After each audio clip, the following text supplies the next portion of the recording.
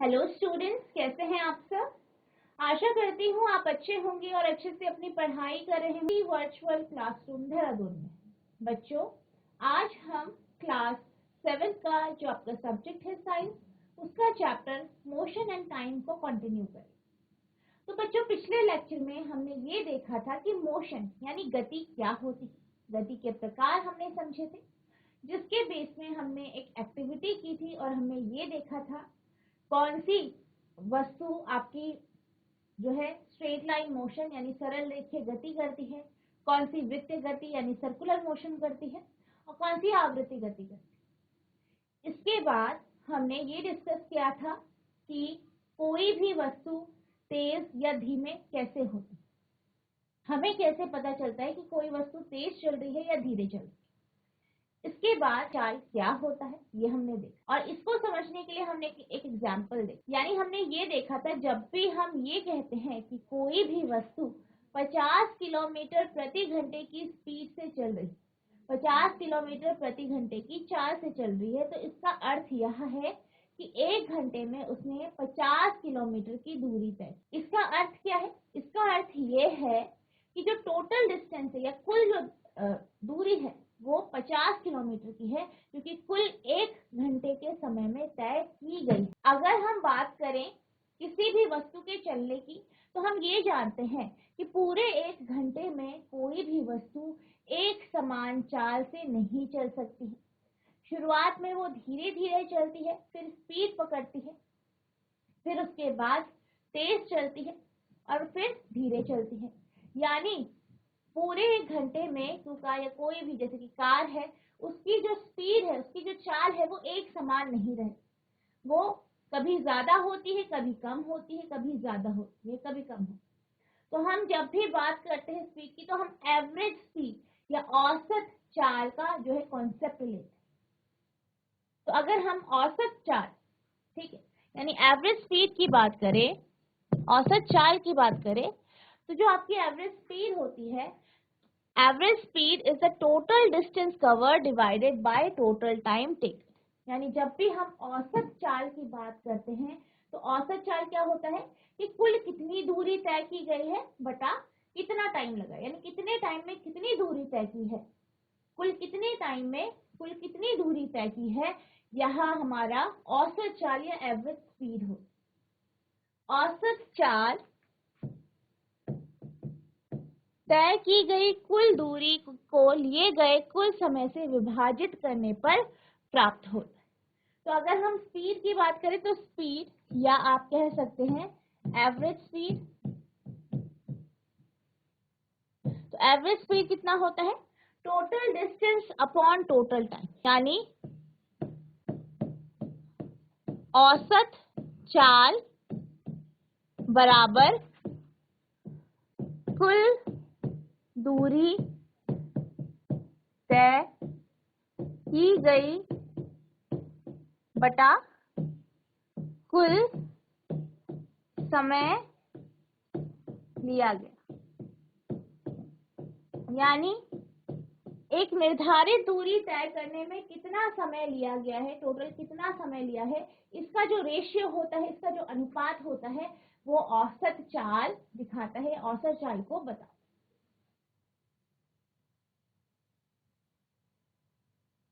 If the speed of an object moving along a straight line keeps changing, its motion is said to be non-uniform motion. अब हमारे पास एक वस्तु है, वो एक सीधी रेखा में चल, सरल रेखीय गति वो कर रही है, ठीक है, सीधी रेखा से वो चल रही है।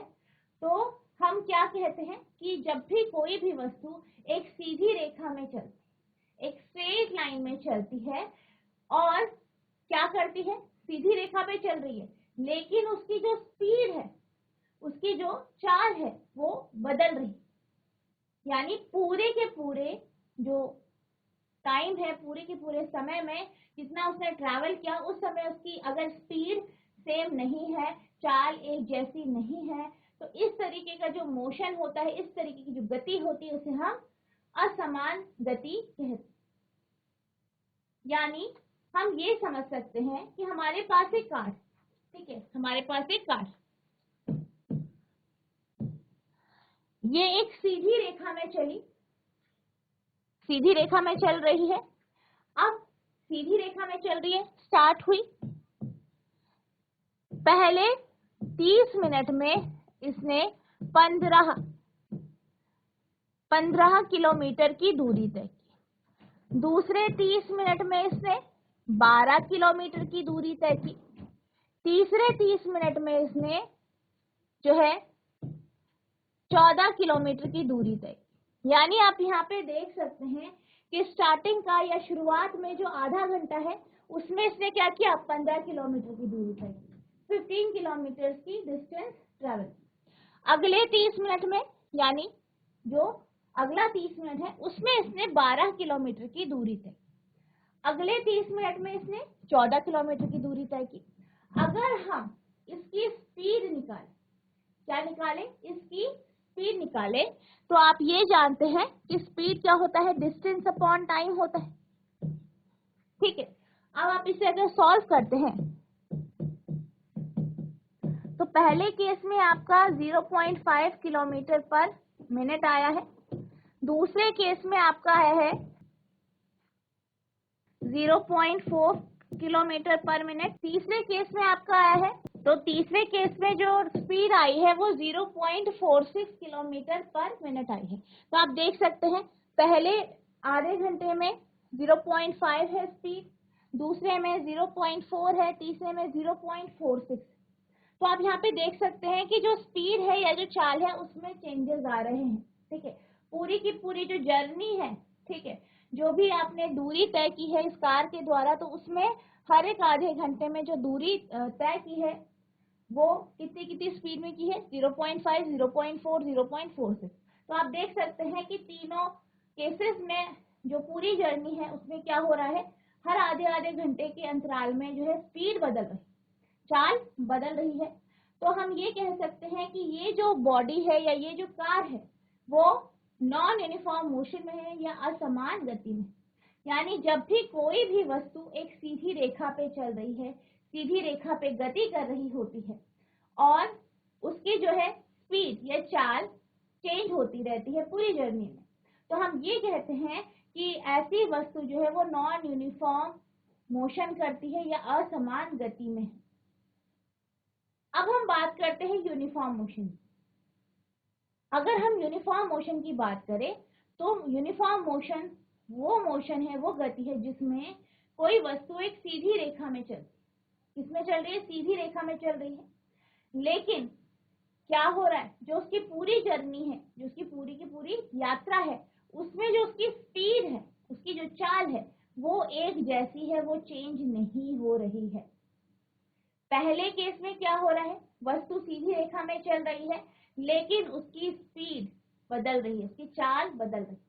लेकिन जब कोई भी वस्तु सीधी रेखा में चलती है और समय के साथ उसका जो स्पीड है, जो उसकी चाल है, उसमें परिवर्तन नहीं आता है, वो एक कांस्टेंट स्पीड से चल रही है, एक चाल से, एक नियत चाल से वो चल रही है, तो ऐसी मोशन को हम यूनिफॉर्म मोशन या एक समान गति कहते हैं। जैसे कि फॉर एग्जाम्पल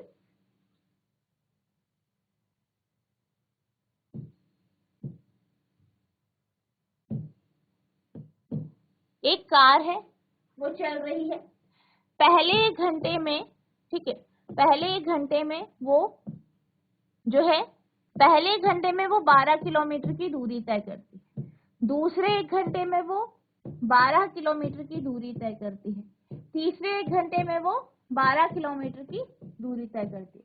यानी पहले केस में उसका जो स्पीड है वो 12 किलोमीटर प्रति घंटा है, दूसरे केस में भी 12 किलोमीटर प्रति घंटा है, तीसरे केस में भी 12 किलोमीटर प्रति घंटा है। क्योंकि आपकी जो स्पीड होती है, चाल होती है, वो डिस्टेंस अपॉन टाइम होती है, दूरी बटा समय। तो यहाँ पे 12 हमने जो है दूरी ली है, 1 क्या है, समय है, तो 12 किलोमीटर पर है। तो आप देख सकते हैं हर एक घंटे में आपकी जो स्पीड निकली है वो बराबर निकली है, यानी सेम निकली।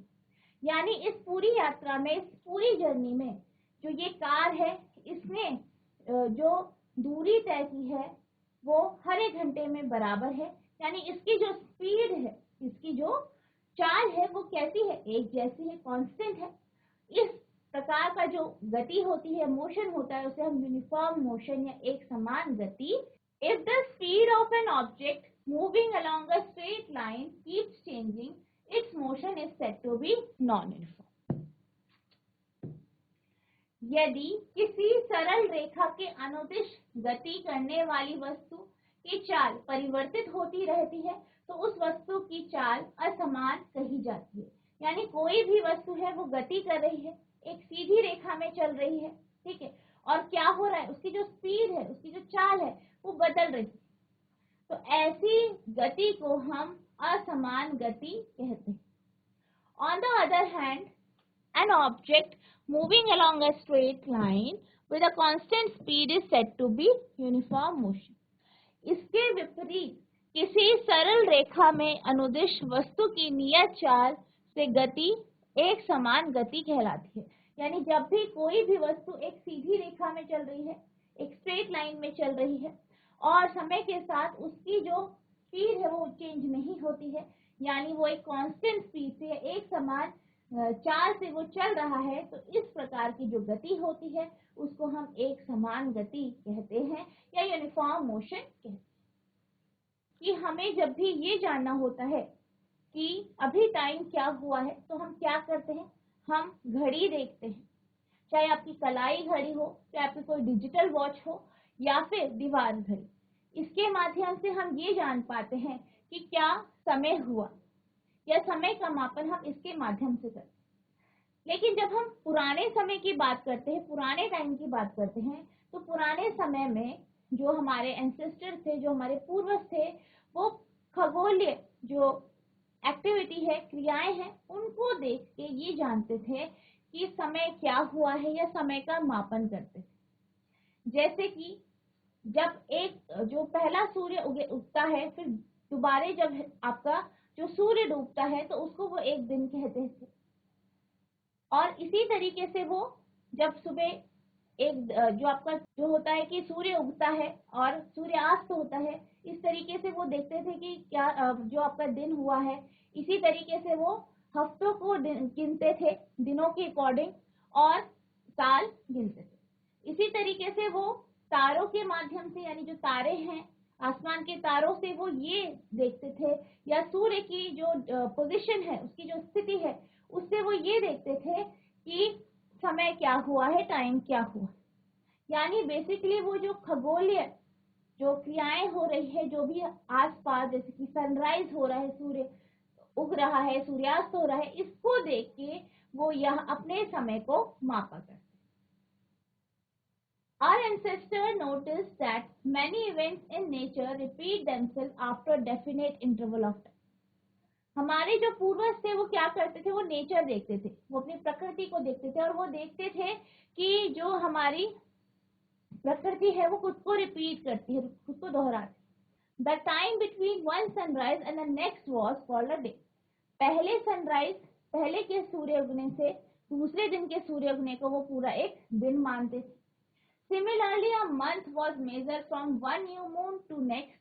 इसी तरीके से जैसे कि चंद्रमा की कलाएं होती हैं, उसके अनुसार एक अमावस से दूसरे अमावस तक को वो एक महीना मानते थे, यानी एक मंथ मानते थे कि एक माह हो। A year was fixed as time taken by the earth to complete one revolution of the sun. और इसी तरीके से एक साल को वो किस तरीके से काउंट करते थे, जब अर्थ, पृथ्वी, जब सूर्य का एक पूरा रेवोल्यूशन कंप्लीट कर देती थी, एक उसकी परिक्रमा पूरी करती थी, तो इससे वो क्या कहते थे कि जो है एक साल पूरा हो गया। हमारे पूर्वजों ने यह देखा कि प्रकृति में बहुत सी घटनाएं निश्चित अंतरालों के पश्चात स्वयं दोहराती है। उदाहरण के लिए उन्होंने यह पाया कि सूर्य प्रतिदिन प्रातः उदय होता है।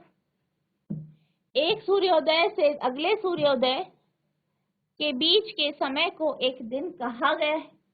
इसी प्रकार एक अमावस नवचंद्र से अगले अमावस के बीच के समय को माप माह के रूप में की गई। एक वर्ष उस समय के लिए नियत किया गया जितने समय में पृथ्वी सूर्य की एक परिक्रमा पूरी करती है। अब जैसे कि हम बात कर रहे थे कि आजकल हम किसका उपयोग करते हैं समय को मापन करने के लिए, आपकी डिजिटल वॉच होती है, आपकी वॉल क्लॉक है, दीवार घड़ी है, सिलाई घड़ी है, इसके माध्यम से हम समय को मापते हैं, हम ये बताते हैं टाइम क्या हुआ। तो इन जो ये आपके क्लॉक्स होते हैं, जो ये आपकी घड़ियां होती हैं, इनके माध्यम से हम समय को मापते हैं और इन्हीं के माध्यम से ये पॉसिबल हो पाया कि हम छोटा समय या छोटा जो समय होता है जो कम होता है, यानी एक दिन से कम का समय, 1 घंटा, मिनट, सेकंड, इसको हम किससे मेजर कर सकते हैं? इसको हम घड़ियों के माध्यम से ही मेजर करते हैं। यानी घड़ियां एक ऐसी युक्तियां हैं या ऐसे डिवाइसेस हैं जिनके माध्यम से हम समय की जो छोटी इकाइयां हैं, जैसे सेकंड हो गया, मिनट हो गया, घंटा, आवर हो गया, इसको हम मेजर कर सकते हैं, इसको हम माप सकते हैं। Often we need to measure interval of time which are much shorter than a day. प्रायः हमें एक दिन से काफी छोटे समय अंतराल को मापने की भी आवश्यकता पड़ती है। यानी हमें क्या करना होता है, हमें एक दिन से कम समय मापना होता है। जैसे कि आप जानते हैं कि अगर आप कहीं जाते हैं तो आप ये कहते हैं कि मुझे वहां पहुंचने में इतना टाइम लगेगा। जैसे कि आपको कहीं, आप स्कूल जा रहे हैं, आपको स्कूल पहुंचना है 8 बजे, ठीक है, सुबह 8 बजे आपको स्कूल पहुंचना है और आपका घर जो है काफी दूर है, तो आप ये समय मेजर कर लेते, टाइम मेजर कर लेते हैं, माप लेते हैं कि आपको कितना टाइम लगेगा। जैसे कि आपको 1 घंटा लगता है स्कूल पहुंचने में, तो आप इसको किसके माध्यम से मेजर कर सकते हैं, किसके माध्यम से मापते हैं? आपकी घड़ियों के माध्यम।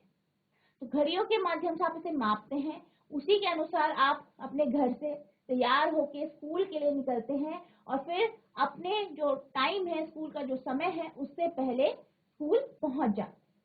तो ये किसके माध्यम से पॉसिबल हुआ है? घड़ियों के माध्यम से। घड़ियों से ही हमें इसका पता चला। इसी तरीके से जब हम क्लासेस की बात करते हैं कि जैसे आपकी क्लास चल रही, कि आपकी जो क्लास है वो 45 मिनट यानी 45 मिनट की होगी, तो इसको किससे मेजर किया जाता है कि कितने समय से कितने समय तक होगी? आपकी घड़ियों के माध्यम से। यानी घड़ियां ऐसे डिवाइस है या युक्तियां हैं जिनके माध्यम से हम घंटा, मिनट या सेकंड को मेजर कर पाते। इसी तरीके से जब आप रेस करते हैं तो क्या होता है, ये देखना होता है कि कौन फर्स्ट है, तो उसको मापने के लिए कि किसने कितना समय लिया है, कितने समय में। क्लॉक्स और watches are perhaps the most common time measuring. यही सबसे ज्यादा कॉमन या सबसे ज्यादा सामान्य युक्तियां हैं जिनके माध्यम से हम समय को मापते हैं। संभवतः समय मापने की सबसे सामान्य युक्ति घड़ियां ही हैं। तो आप यहाँ पे देख सकते हैं, यहाँ पे आपके पास वॉल क्लॉक है, टेबल क्लॉक है और डिजिटल वॉच है।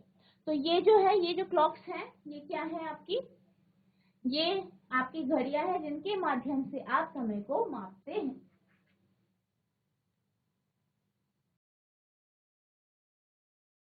अब अगर हम बात करें घड़ियों की, तो आजकल हमारे पास कई प्रकार की घड़ियां, जैसे कि आपकी डिजिटल वॉच हो गई, ठीक है, आपकी डिजिटल क्लॉक्स हो गई, आपके जो है वॉल क्लॉक हो गई, टेबल क्लॉक हो गई। तो हमारे पास बहुत अलग अलग प्रकार की घड़ी। पर इनसे पहले जो हमारे पास क्लॉक हुआ करती थी, जो कि काफी कॉम्प्लेक्स थी, ठीक है, क्योंकि जो क्लॉक होती है, घड़ियां होती है, इनकी जो वर्किंग है, इनका जो कार्य है वो काफी जटिल होता है। तो पुराने टाइम पे जो क्लॉक्स या जिन घड़ियों का उपयोग किया जाता था, उन्हें हम पेंडुलम क्लॉक्स कहते हैं। और यहाँ पे जो टाइम, जो समय जो चलता था, वो पेंडुलम के माध्यम से ही चलता था। क्योंकि आप जानते हैं, हमने ये पढ़ा है कि जो पेंडुलम है वो क्या करता है, पीरियोडिक मोशन करता है। तो पीरियोडिक वो मोशन करता है जिसके हिसाब से जो आपकी घड़ी है वो चलती। तो जो सब आपका जो पहले जो क्लॉक्स थी वो आपकी पेंडुलम क्लॉक्स हुआ करती थी। जैसे कि आप यहाँ पे देख सकते हैं, आपको यहाँ पे फिगर दिखाई दे रहा होगा, तो ये आपकी क्या है, पेंडुलम क्लॉक है, ठीक है, पेंडुलम घड़ी है, लोलक घड़ी है। और आप यहाँ पे देख सकते हैं, यहाँ पे क्या है, एक पेंडुलम। अब अगर हम पेंडुलम की बात करें तो पेंडुलम क्या होता है? पेंडुलम एक मेटल की बॉल है, ठीक है, एक मेटल की बॉल है जिसे हम बॉब कहते हैं, जो कि एक लंबे से धागे से जुड़ी हो, और ये धागा एक रिजिड सपोर्ट से इस तरीके से जुड़ा हो। तो बेसिकली पेंडुलम क्या होता है, एक बॉब है, ठीक है, एक मेटल की बॉल होती है, वो एक धागे से, लंबे धागे से जुड़ी होती है, और यह धागा एक सपोर्ट के साथ जुड़ा होता है। आप देख सकते हैं यहाँ पे आपको ए जो दिया गया है वो आपकी बॉब है, टी जो है ये इसका थ्रेड है जिसकी लेंथ क्या है, इसकी लंबाई क्या है, एल है, और एस क्या है, सपोर्ट है। अब जो आपका ये लोलक होता है या जो आपकी ये पेंडुलम होता है, ये जो पेंडुलम होता है इस क्लॉक में ये क्या करता है, ये दोलन गति करता है, ठीक है, दोलन गति करता है, ऑसिलेटरी मोशन करता है, और ये जो दोलन गति होती है ये एक समय के अंतराल के बाद दोहराता है, यानी रिपीट करता है अपने मोशन को, अपनी गति को, जिस कारण इसकी जो गति होती है उसे हम पीरियोडिक मोशन कहते हैं। क्या कहते हैं, आवर्ती गति या पीरियोडिक मोशन इसे हम कहते हैं। यानी जो आपका लोलक होता है वो पीरियोडिक मोशन करता है, यानी आवर्ती गति करता है। The working of clock is rather complex, but all of them make use of some periodic motion. यानी जितनी भी घड़ियां हैं वो उनका जो कार्य है वो काफी कॉम्प्लेक्स है, काफी जटिल है, और ये जो घड़ियां होती हैं ये कुछ पीरियोडिक मोशन करती है, आवर्ती गति करती है। One of the most well-known periodic motion is that of a simple pendulum. इसी तरीके से जो सबसे ज्यादा हम जिस पीरियोडिक मोशन की वस्तु को हम जानते हैं, जिसे हम क्या कहते हैं, पेंडुलम कहते हैं या लोलक कहते हैं। घड़ियों की कार्य विधि काफी जटिल होती है, परंतु सभी घड़ियों में आवर्ती गति का उपयोग किया जाता है। आवर्ती गति का एक चिर परिचित उदाहरण सरल लोलक है। अब हम बात करते हैं सरल लोलक की। तो जैसे कि मैं आपको अभी बताया कि जो आपका लोलक होता है उसमें बॉब होता है, ये जो बॉब होता है वो एक लंबे धागे से जुड़ा होता है, जो आपका एक रिजिड सपोर्ट होता है उससे जुड़ा। अब बेसिकली क्या होता है, जो ए है वो आपके लोलक की जो है मीन पोजीशन, क्या है, मीन पोजीशन है। अब ये इसकी क्या है, मीन पोजीशन है, सेंट्रल पोजीशन है, या इसकी जो वास्तविक स्थिति है। अब हमने क्या किया, इस लोलक को डिस्प्लेस किया, विस्थापित किया, कहां तक लेके गए हम, सी पॉइंट तक। सी क्या है, इसका एक्सट्रीम पोजीशन, क्या है, एक्सट्रीम पोजीशन है। पहले ये आराम की स्थिति में था, हमने इसको क्या किया, डिस्प्लेस किया, विस्थापित किया, और सी पॉइंट तक लेके अब हमने इसे छोड़ा तो क्या हुआ, ये ए पोजीशन में यानी अपनी वास्तविक स्थिति या मेन पोजीशन में तक पहुंचा, फिर ये आगे गया और किस पोजीशन तक गया, बी पॉइंट तक या बी स्थिति तक ये पहुंचा। ये इसकी दूसरी एक्सट्रीम पोजीशन है। फिर ये यहाँ तक पहुंचा, बी तक पहुंचा, फिर वापस आया और फिर ए पॉइंट पे रुक गया। तो ये क्या है, एक ऑसिलेशन है, एक दोलन है जो इसने किया, ठीक है। तो यहाँ पे क्या कर रहे हैं, दोलन कर रहे हैं। अब जब ये फिर यहाँ पे पहुंचा अपनी मीन पोजीशन में या वास्तविक स्थिति में, आराम अवस्था में पहुंचा, इसके बाद फिर क्या हुआ, फिर ये सी पे पहुंचा, सी बिंदु तक पहुंचा या सी पॉइंट तक या सी स्थिति तक पहुंचा, फिर वापस आया ए में, फिर बी में गया, फिर वापस आया ए में, फिर दोबारा सी पे गया, और इस तरीके से इसने क्या किया, अपनी गति को रिपीट किया या दोहराया, जिस कारण हम ये कह सकते हैं कि जो आपका ये सरल लोलक है ये आवर्ती गति करता है। यानी जो आपका लोलक होता है वो एक आवर्ती गति कर रहा है। वो क्या कर रहा है, ट्रू एंड फ्रो मोशन, वो जो है इस तरीके से मूव कर रहा है, ठीक है, एक ऑसिलेशन कर रहा है। इसीलिए हम ये भी कह सकते हैं कि जो आपका सिंपल पेंडुलम होता है या सरल लोलक होता है वो आवर्ती गति तथा दोलन गति करता है। A simple pendulum consists of a small metallic ball or a piece of stone suspended from a rigid stand by a thread.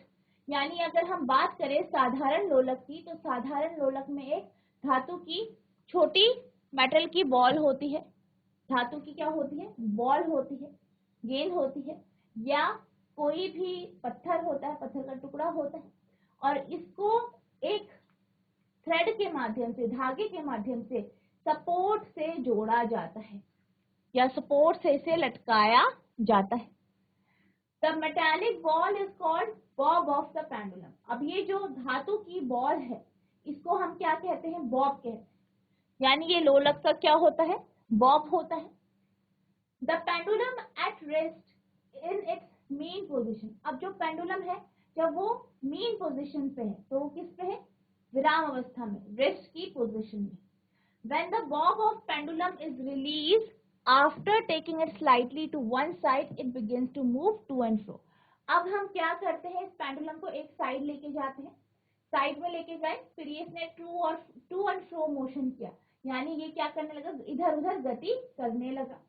The to and fro motion of simple pendulum is an example of a periodic or an oscillatory motion. और ये जो इस pendulum की, इस लोलक की जो गति है, जिससे वो इधर उधर गति कर रहा है, इसको हम आवर्ती गति या दोलन गति कहते हैं। एक साधारण लोलक में धातु की एक छोटी सी गेंद या पत्थर का एक टुकड़ा होता है, जो एक कठोर स्टैंड से, एक धागे से लटका होता है।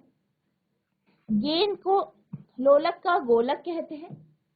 पेंडुलम अपनी औसत स्थिति में आराम पर है। जब लोलक की गोलक को थोड़ा सा एक ओर ले जाकर छोड़ दिया जाता है, तो वह इधर उधर गति करने लगता है। सरल लोलक की इधर उधर गति आवृत्ति या दोलन गति कहलाती है। तो ये आपका क्या है, सिंपल पेंडुलम है, साधारण लोलक। The pendulum is said to have completed one oscillation when its bob started from its mean position O, moves to A and back to B and back to O। ठीक है, यानी जब भी हम बात करते हैं कि पेंडुलम एक दोलन पूरा करता है, कब करता है, जो आपका पेंडुलम है या लोलक है, जब वो पहले किसमें होता है, अपनी आराम अवस्था, उसकी विराम अवस्था है, या मध्य स्थिति है, मेन पोजीशन है, मध्य स्थिति में है, जीरो ओ पे, सॉरी। अब ओ से क्या होता है, वो ए पोजीशन तक जाता है, ए स्थिति से फिर वो ओ पे जाता है, फिर वो बी पे जाता है, और फिर वापस वो ओ पे आ जाता है। तो इसको हम क्या कहते हैं, इसको हम कहते हैं कि ये क्या कर रहा है, एक दोलन इसने पूरा किया। यानी जब ये ओ से ए पे गया, फिर ओ से फिर बी पे गया, फिर ओ पे आ गया, अपनी मेन पोजीशन पे वापस आ गया, मध्य स्थिति पे वापस आ गया, तो इसको हम एक दोलन कहते हैं या वन ऑसिलेशन कहते हैं। The pendulum also completes one oscillation when its bobs move from one extreme position A to other extreme position B and comes back to A। और हम एक पेंडुलम का जो है एक ऑसिलेशन तब भी कह सकते हैं अगर कोई बॉब या कोई भी पेंडुलम पहले ए स्थिति में होता है, फिर ओ पे जाता है, फिर बी पे जाता है, फिर वापस ओ से होते हुए फिर वापस ए पे आ जाता है, यानी अपनी प्रारंभिक स्थिति पे वापस आ जाता है जहां से उसने शुरू किया है, चाहे वो आपकी मध्य स्थिति हो, चाहे आपकी ए पोजीशन है, चाहे बी पोजीशन है। अगर ये उधर से शुरू करके फिर वापस उधर पे ही आ जाता है, अपनी पूरी साइकिल को, पूरे दोलन को कंप्लीट करते हुए, तो हम ये कहते हैं कि इसने एक दोलन पूरा किया है, एक ऑसिलेशन कंप्लीट किया। The time taken by the pendulum to complete one oscillation is called its time period. अब इस एक दोलन को पूरा करने में लगने वाले समय को हम टाइम पीरियड या आवर्त काल कहते हैं। यानी एक दोलन पूरा करने में, यानी अगर जो ये लोलक है, इसका जो बॉब है, वो अगर ओ से शुरू हुआ मूव करना, गति करना, ओ से ए पे गया, ए से फिर बी पे गया, फिर वापस ओ पे आया, या ए से शुरू हुआ, ए से बी पे गया, फिर वापस ए पे आया, तो ये जो एक दोलन है, इसको पूरा करने में जो इसको समय लगा है उसे हम टाइम पीरियड या आवर्तकाल कहते हैं। जब लोलक का गोलक अपनी मध्य स्थिति O से आरंभ करके A तक, फिर A से B एवं B से वापस O पर आता है, तो यह कहा जाता है कि लोलक ने एक दोलन पूरा कर लिया है। लोलक तब भी एक दोलन पूरा करता है जब इसका गोलक एक चरम स्थिति A से दूसरी चरम स्थिति B तक तथा B से वापस A पर आ जाता है। सरल लोलक एक दोलन पूरा करने में जितना समय लगाता है उसे सरल लोलक का आवर्तकाल कहते हैं। तो ये आपका जो है, जो आपका लोलक होता है या पेंडुलम होता है वो किस तरीके से काम करता है या किस तरीके से वो गति करता है, ये हमने देखा। और आवर्तकाल क्या होता है ये हमने अब समझ लिया।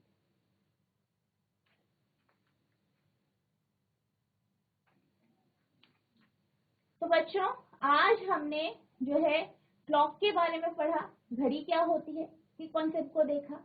इस तरीके से पुराने समय में जो हमारे पूर्वज थे वो समय को या टाइम को मेजर करते थे। औसत चाल क्या होती है ये हमने समझा, और पेंडुलम किस तरीके से गति करता है ये हमने जाना। आई होप आपको ये सारे कॉन्सेप्ट समझ में आ गए होंगे। तो बच्चों, आज के लिए बस इतना ही। मिलते हैं अब नेक्स्ट सेशन में। तब तक के लिए thank you and have a nice day.